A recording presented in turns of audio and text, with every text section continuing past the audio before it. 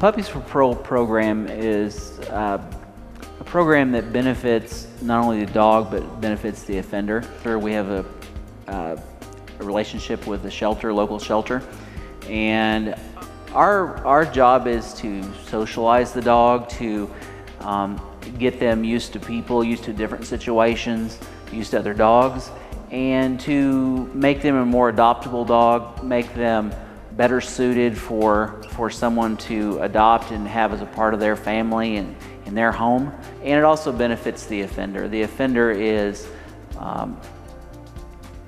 committing themselves to the program, to the dog, and it requires certainly quite a bit of their time, requires patience on their part, and requires just the desire to work with the dog and take time with the dog. I think they realize that what they're doing is benefiting not only the dog, but it is benefiting someone out in the community that's going to get that dog and is going to get to have that and you know, benefit from the work that they've done. Well, not everybody's cut out to be a dog handler.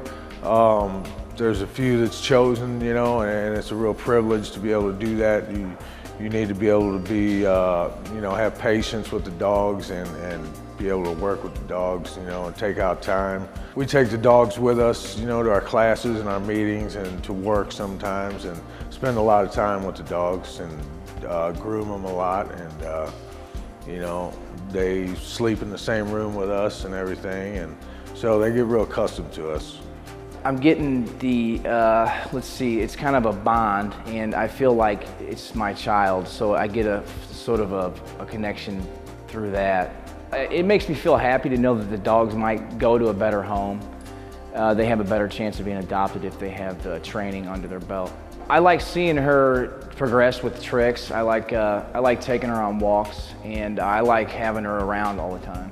It gives me satisfaction, you know, that I'm doing something good for the community, and makes me think of how much I want to be on the outside, you know. It makes me feel that this is what goes on out in the free world, you know, dogs and, you know, things like that, and makes me realize that how bad I messed up in my life.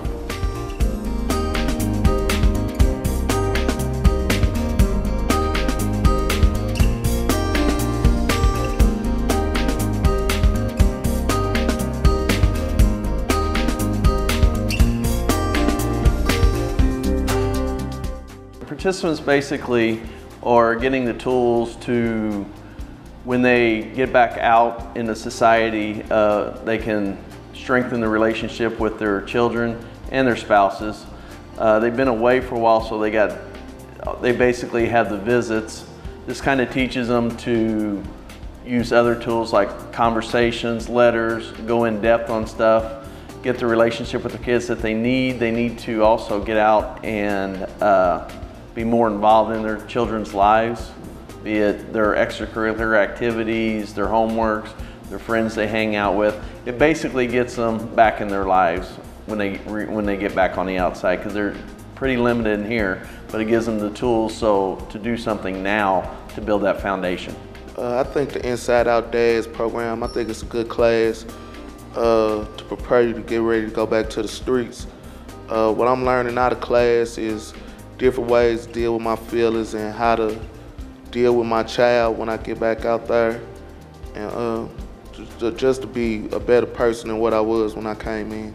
This class is helpful. It gives you a lot of tips on how to deal with your child in certain situations that might come up, and it's good motivation, because I want to stay out there and I want to do right by my child and never put her through this again. They find it important because they know they're going to be getting out. They've been away for a while. They want to start building that foundation now, so when they get out, they'll have tools to just jump right back into society, jump right back in that relationship outside of the institution. It's important because, you know, all little girls need their daddy, you know, and I got my daughter, she means everything to me. And I believe if I do right by her, it will keep me from coming back here. And if I can learn something to take back, you know, and implement it into what I already know, I think I'd be successful in not coming back. You know, I don't want to do this again.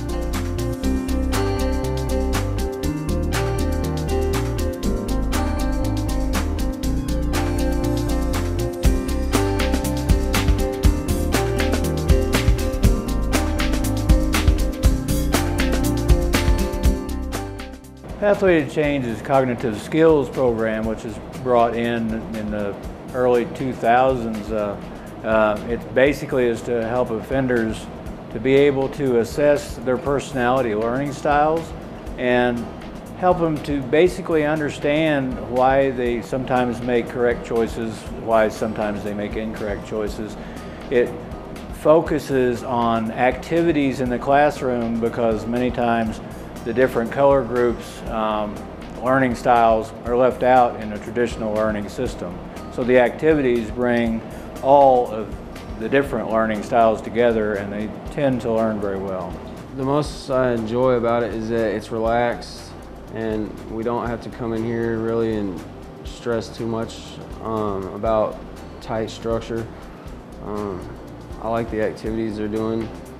It's hands-on and it gets us all together.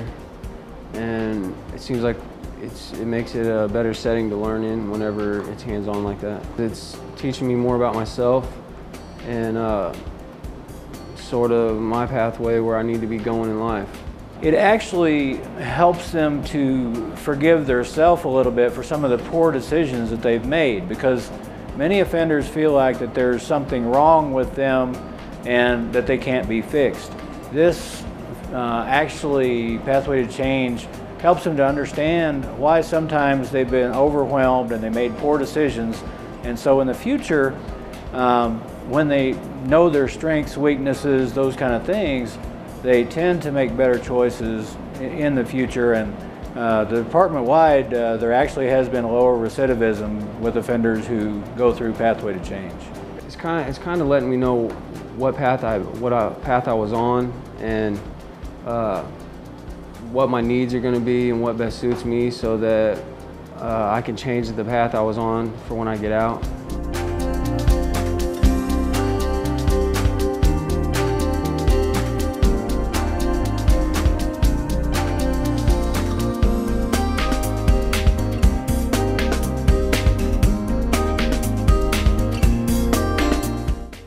I've been involved with ICBC since 1999, and I initially took it as a death row inmate. Going through the class, it really opened to my eyes all the people that were my victims. It wasn't, you know, I understood my wife was my victim. I understood her family was hurt and troubled by what I did, but I didn't understand what I was really putting them through. So it really helped me understand the fullness of the victimization to my direct victim, my wife, and then our son Garrett, and then her family. But then it showed me how my family was my victim and just what kind of destruction I caused through my family. You know, I keep coming to prison and doing the same old things, getting involved with the gangs, selling dope, extortion. And you know, I finally just got tired of all that, and I realized, you know, that one of the biggest key contributors to that was how it affected me. I never thought what I was doing was wrong, because I thought that was what you did while you were in prison. I never thought there was another option.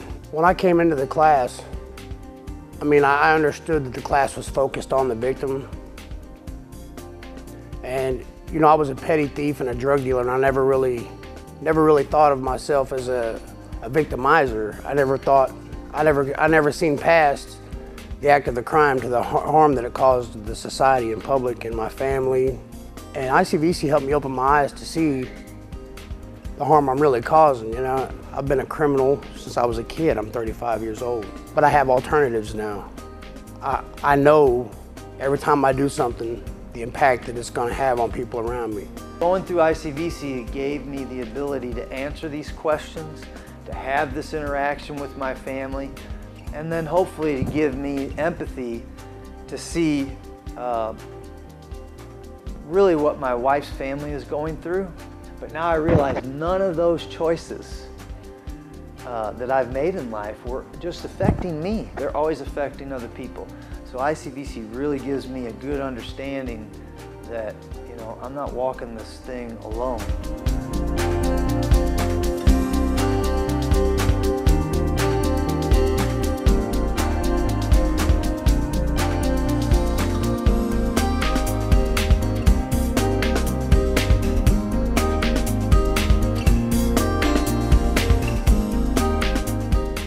Patch is a not-for-profit organization that has worked cooperatively with the Chillicothe Correctional Center to help children maintain a connection with their mothers while their mothers are incarcerated at Chillicothe Correctional Center.